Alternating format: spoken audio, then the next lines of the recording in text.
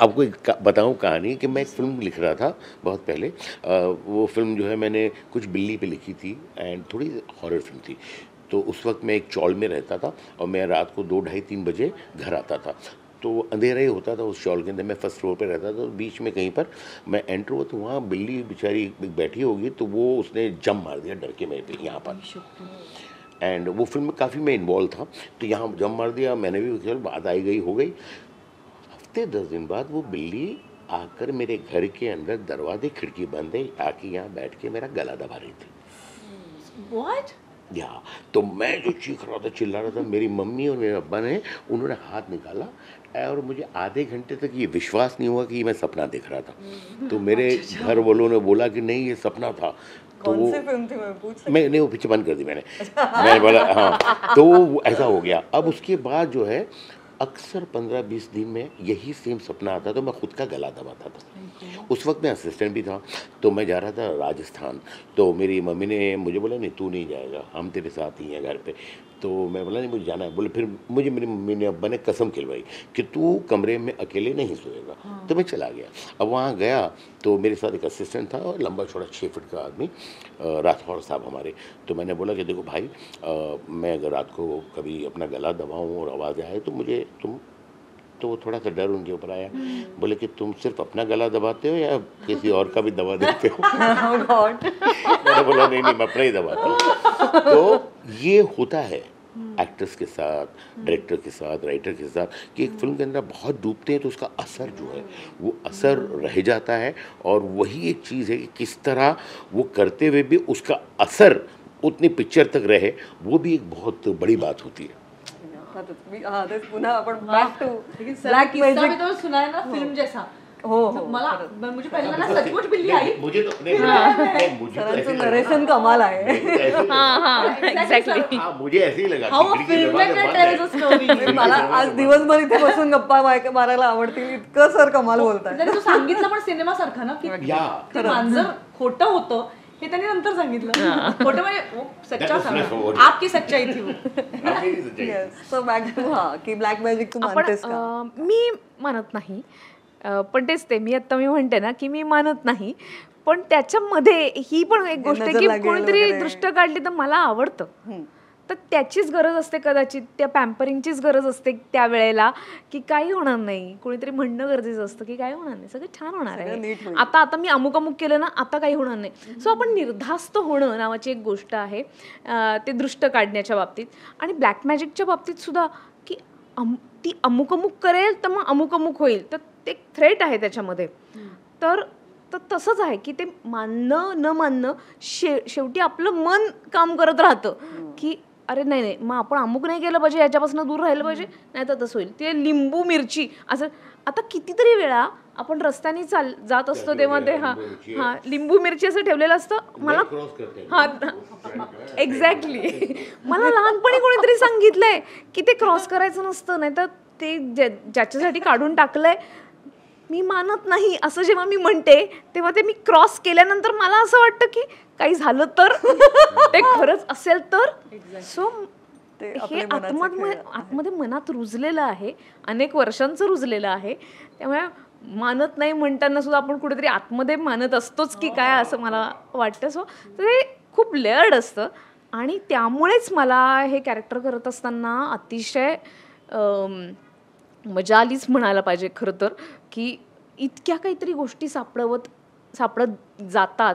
आपण मनाच्या संदर्भात बोलतो, एकमेकांच्या मनाच्या संदर्भात बोलतो, आपणही काहीतरी इमॅजिन करतो. तर ते इमॅजिन करण्याची मज्जा येते ॲक्टरला. लुक अमेझिंग आहे. लुक पाहिल्यानंतर तुला स्वतःला आरशात पाहिल्यानंतर काय वाटलं होतं? खूप आवडला, अतिशय आवडला. आणि तो इव्हॉल्व्ह होत होता. मग हे असेल का, ते असेल का, अजून आमची देविका वेगवेगळ्या पद्धतीच्या माळा आणायची, त्याला वेगवेगळं काहीतरी जोडायची, त्याच्यात टॅटू असायचे, अशा अनेक गोष्टी ॲड करत गेलो. मग ती काय असेल, तिला जट असेल का, अजून तिचे साड्यांचे रंग काय असतील, ती पान खात असेल का, ते तंबाखू खात असेल का, तिला कसलं व्यसन असेल, अशा अनेक गोष्टी त्याच्यामध्ये भर टाकत सगळ्यांनी मिळून तयार केलेलं हे कॅरेक्टर आहे. आणि अर्थातच या सगळ्या ह्याच्यात ऋषिकेश गुप्ते यांचं लिखाण, त्या लिखाणाला म्हणजे सलाम आहे. आपण सगळेच जण जे जे वाचक आहेत त्यांनी हे सगळं खूप वाचलेलं आहे. दंशकाल असेल किंवा त्यातली कॅरेक्टर्स असतील ती किती लेअर्ड आहेत. त्यामुळे मला असं वाटलं की हे कॅरेक्टर साधं नुसतं एक 4 वाक्य आली ती बोलले आणि नंतर निघून गेले असं नाही आहे. केवळ भीती दाखवणं एवढं नाही आहे. त्या कॅरेक्टरला सुद्धा काहीतरी आगापिछा असेल, आई बाप असतील, त्याला सगळं असेल काही ना काहीतरी. तर ते सगळं तयार करावं, ते काहीतरी क्रिएट करावं असं मला वाटलं. भाषा बदलली ते सांग ना. अहिराणी भाषा याच्यामध्ये मी बोलते. श्रीरामपूरचे मालेगावचे सखाराम पाटील आहेत की ज्यांनी ही भाषा मला शिकवली या जारणपुरता, आणि ती मी माझ्या पद्धतीने बोलण्याचा प्रयत्न केलेला आहे. पण त्याच्यामुळे ते कॅरेक्टर काहीतरी वेगळं तयार झालं, त्याला एक वेगळा पोत आला असं मी म्हणेन. त्यामुळे खूप मजा आली, काम करताना खूप मजा आली. आणि अर्थातच अमृता सोबत होती. मला छान काय वाटतं की तिने जसं सांगितलं की ती अनेक लोकांना भेटली, मानसोपचार तज्ज्ञांना भेटली, त्यांच्याकडनं काय काय गोष्टी घेतल्या. तसंच मी अमृताची काय प्रोसेस सुरू आहे त्यातनं मी अनेक गोष्टी उचललेल्या आहेत. तर ही अशी मिळून केलेली प्रोसेस आहे आणि त्याची मजा जास्त आली. वा. आणि अमृता, मी तुला विचारेन की तू ब्लॅक मॅजिक मानतेस का किंवा काही? नाही, कारण तसं नाही मानत. मला याच्याविषयी मी तुला म्हटलं माहितीही नव्हती. खूप तशा विज्ञाननिष्ठ अशा तसं आहे. पण तरीही म्हणते तसं मी एनर्जीला मानते. म्हणजे मला ना कुठल्या तरी माणसाच्या सान्निध्यात जर मला अनकम्फर्टेबल वाटायला लागलं तर मला असं वाटतं इथून मी जावं. किंवा मी गट लेवलवर मी काही डिसिजन्स घेते. गट लेवल मी पुढे जाते किंवा मागे फिरते. पॉझिटिव्ह एनर्जी, निगेटिव्ह एनर्जी मानते. सो येस, म्हणजे एनर्जी मी असतेच, एनर्जी आहे.